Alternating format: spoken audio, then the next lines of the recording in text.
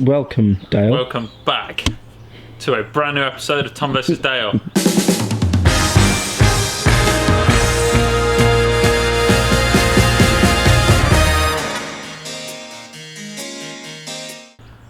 From rural Leicester. The circumstances that have forced us to be back at home, obviously with everything that's going on in the UK, want to make it as safe as possible for anyone working on the cars and ourselves, so we're doing this from home this time. Now, doesn't mean that work has stopped on a Jaguar. The guys at Swallows have the car back and they're rebuilding it as we speak. So Tom has actually given me some homework. I mean, if you look back on me helping with these projects, there's not much mechanically I can do to help. What I can do is detailing his stuff.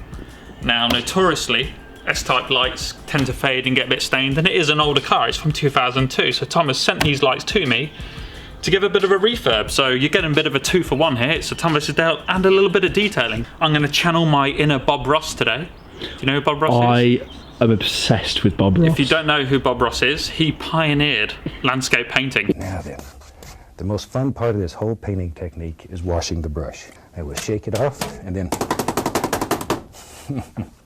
just beat the devil out of it. Before we do anything, before we put any kind of coating on the headlights or any kind of restoration, we want to get them nice and clean. So I'm going to be using our MPC multi-purpose cleaner.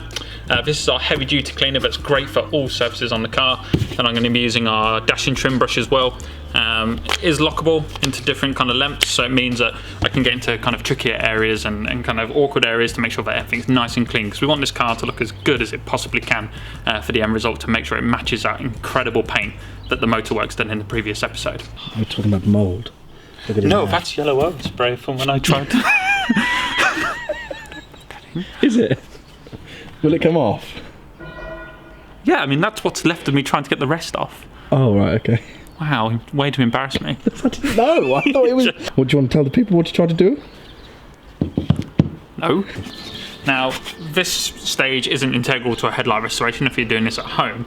We're just doing this because the lights are out, and while they're out, we might as well make sure that everything is perfectly clean when it goes back to Swallows and back on the car.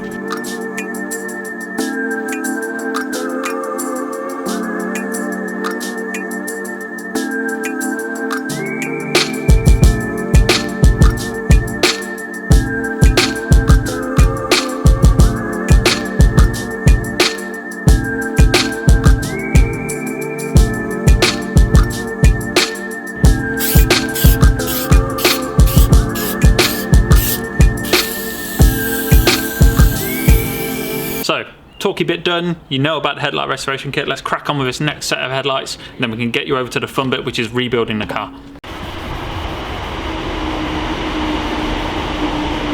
That's the 1142 to Canterbury. So, front and rear lights done. We've got a nice clarity and bit of protection on the front, and we've got a little customization on the rear to give it a nice cleaner look. Now it's back down to Swallows. We're going to post them as soon as they're dry so the guys can fit them, and it's over to Tom to kind of show you what's been going on with the car so far. So we've now got Dale's Jag back from Motorworks, and we've been spending the last couple of days refitting all of the components that were removed for paint. So we've now fitted all of the glass back into the vehicle, all of the internal and external rubbers that were needed on the doors, they're now back in the car, and we've also fitted the exterior trims, the black trims that go around the tops of the doors and the windows, and I have to say this really does finish the car off. Now we've also added the mirrors. The mirrors were originally grey, they're now black to match the trims on the external.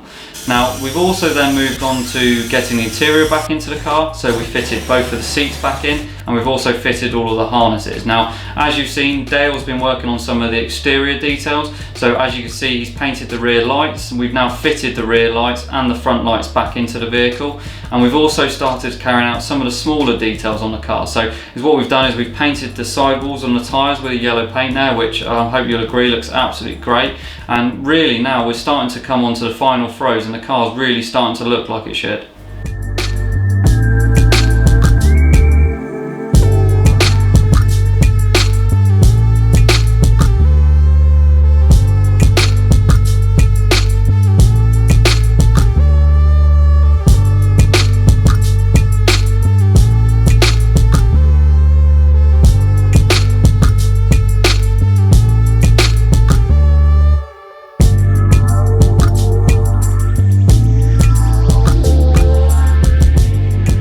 very much for watching this episode of Tom vs Dale. Make sure you like, share and subscribe and tap that notification bell to be notified on when the next Tom vs Dale video is released.